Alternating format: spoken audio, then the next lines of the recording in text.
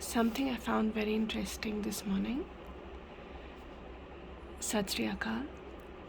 हृदय कपट मुख ज्ञानी, झूठे कहाँ बिलोवसी पानी, काया मांजसी कौन गुना, जो घट भीतर है मलना।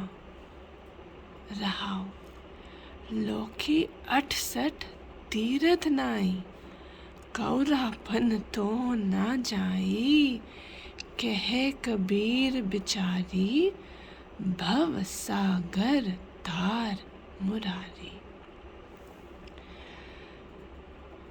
Many times in our lives, right, what happens is that within us there is a chal and kapat.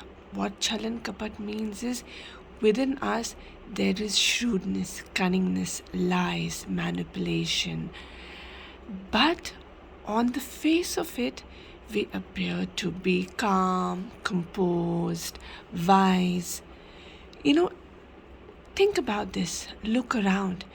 There's so many forwards that you get today on WhatsApp that has so much of good advice about being forgiving, about being a good person, about following on the path of righteousness, about owning your happiness, so on and so forth.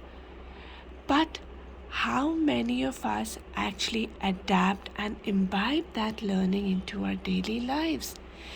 4 words, but so much depth. This essentially describes who we are as humans and how hollow and fake we are. That our hearts are full of cleverness, right? And we feel nobody can see that. We forget this sab kich janda. He knows everything. Ote antaryami hai. I mean, what you don't know, he will know about you. Whom are we trying to fool except ourselves? Jhoote kahan bilovasi pani. What are you trying to even wash away? What water are you trying to gather? What lies are you trying to wash? Because when you... Now this, I'm going to talk about a second thing that I have seen, right? You look around us. So many people, when they see their religious place of worship, whatever that might be, they give it respect.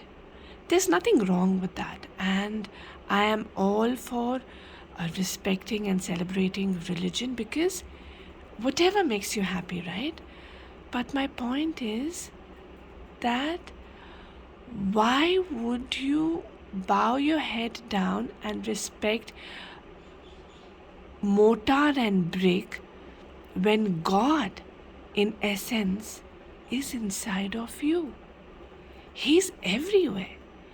If you have understood religion, if you have understood the text, if you have whatever text you're reading, it doesn't have to be the Guru Granth Sahib. Whatever text you're reading, if you have understood religion and if you have understood spirituality, it tells you one thing and one thing alone, that God is omnipresent. That force is everywhere. That force of righteousness and good and just is everywhere. He's inside of you. Spirituality, goodness, charity begins inside of you. It is not enclosed in some building made of cement and mortar and bricks. So when you bow down, what are you really trying to do? Are you trying to absolve yourself of your sin? That's what the next line says, right? Kaya manjasi kaun guna. What guna, what sin, what corruption, what lies, what negativity are you trying to wash yourself off? That you bow down and put your head down to a building. Instead of that, wherever you are, if you have sin, bow down and pray. God is listening. He's inside of you. You can, the human body, actually the human heart, the human mind is that of a bitter God, is just like that of a bitter God, where the bitterness inside of us, the cleverness, the manipulation inside of us is innate to us. It is our inherent nature. And you can take the bitter God and dip the bitter God in all the holy waters and all the holy shrines, go all over the world. But will the nature of the bitter God change? That is what this very short Kabir Das Doha is trying to tell us. There is so much of wisdom in this that I absolutely love it. I mean, the more I read it, the more it pulls me into it. That we cannot fool ourselves by telling ourselves that every time we bow down, just the action that we did before that became all right. We look at another woman, we check her out, and then we go to a temple and we bow down. Does that make it all right? We think of something wrong, we do something bad where it benefits us financially or monetarily, and then we look at a temple and we bow down. Does that make your action all right? We don't give our family time, we don't give our children time, we don't give our sibling and our spouses or our parents time. But we look at a building and we bow down. Does that make it all right? The first phase of living life as per Guru Nanak is your dharam khand. Pehle apna dharam te nibhao. Your dharam as a human being, as a daughter, as a son, as a sibling, as a spouse, as a friend. If you cannot be honest with yourself and the relationships that you have, can you be honest with God?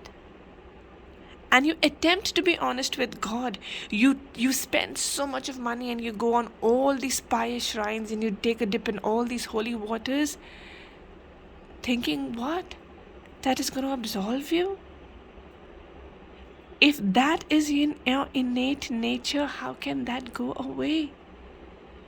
What you need to do is a lot more. The only way to get rid of it is through prayer and submission. When you submit yourself to God, it is then that He shows you a path.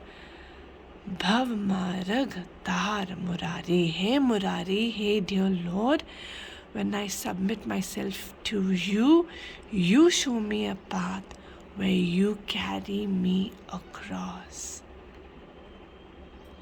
He made you, but it is your choices that created that cleverness inside of you. What is done can be undone, and that is the power that God has given inside of you. But for it to be undone, it needs to come from within, because God, my friend, lies inside of you. Not in a building, not in a mortar, but inside of you and inside the people that you seek to cheat. Vaheguru Ji Ka Khalsa, Vaheguru Ji Ki Fateh.